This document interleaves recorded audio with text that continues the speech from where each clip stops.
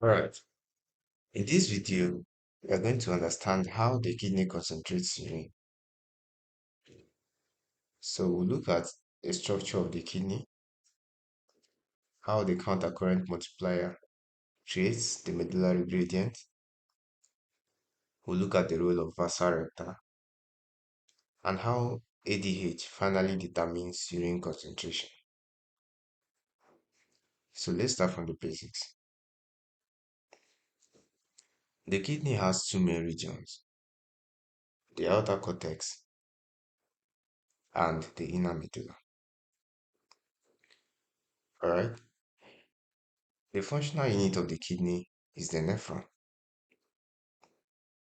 and each nephron consists of the glomerulus and the Bowman's capsule, the proximal convoluted tubule, the loop of Henle, the distal convoluted tubule, the collecting duct, okay, and the collecting duct passes through the medulla and opens into the renal pelvis, which drains urine into the ureter, okay. Now, to concentrate urine, the kidney must create a hyperosmotic medulla. So this allows water to be reabsorbed from the filtrate, especially in the collecting duct. The key requirement for this process is a medullary osmotic gradient, which increases from the cortex to the inner medulla. This gradient is created mainly by the countercurrent multiplier in the loop of Henle. Okay. Now, the loop of Henle has two limbs with opposite properties. So there's a descending limb, which is permeable to water,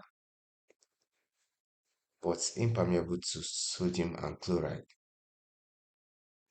Now, the ascending limb is impermeable to water, but it actively transports sodium, potassium, and chloride into the interstitium. Now, these differences are essential for the countercurrent mechanism. Now, let's look at the countercurrent multiplier. So, initially, the situation is simple.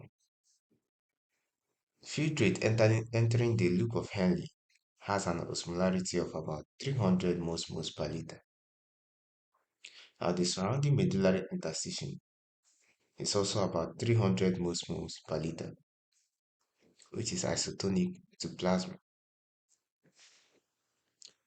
Alright, so at this stage, no water leaves the descending limb because there is no osmotic gradient yet.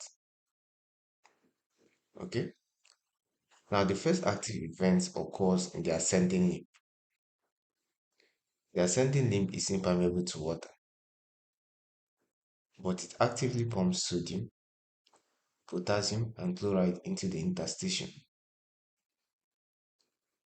Alright, so because water cannot flow through the ascending limb, solid accumulates in the medullary interstitium.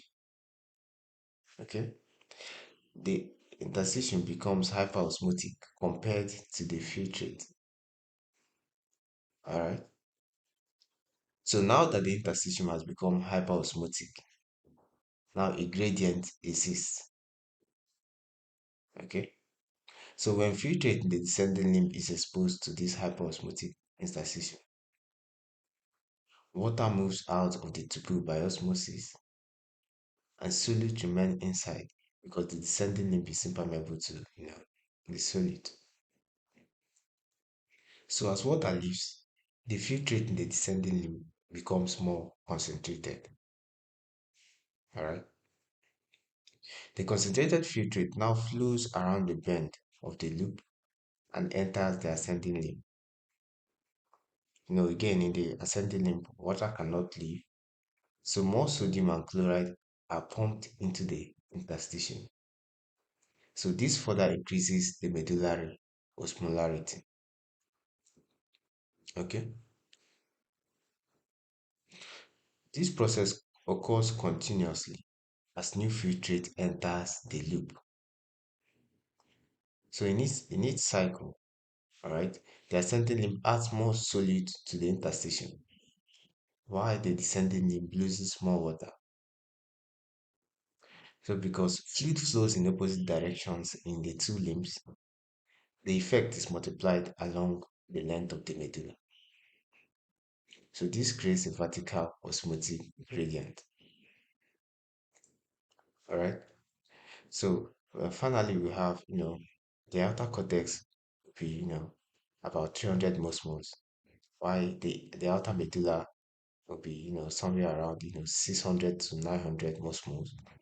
But the inner medulla will reach up to 1,200 mosmoles. So this gradient is produced mainly by the salt reabsorption from the ascending limb. Okay, the ascending limb creates the osmotic gradient, and the descending limb responds to it.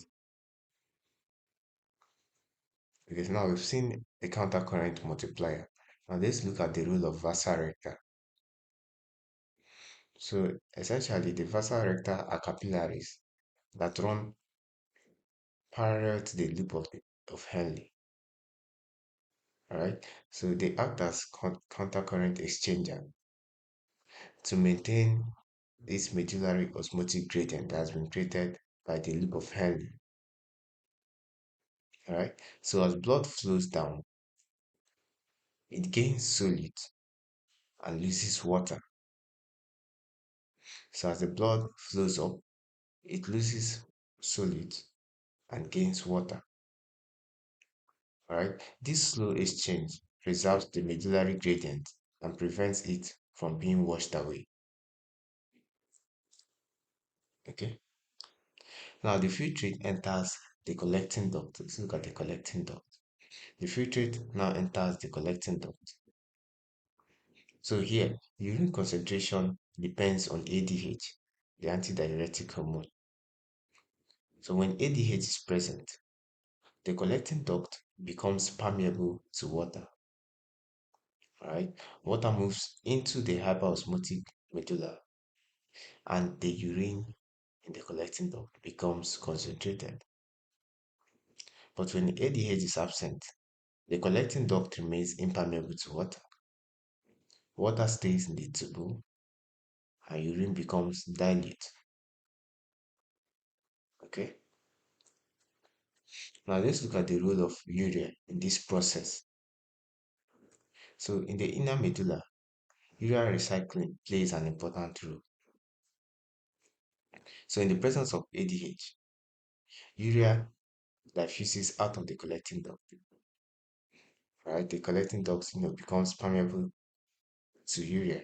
Okay, so urea can diffuse in the presence of ADH.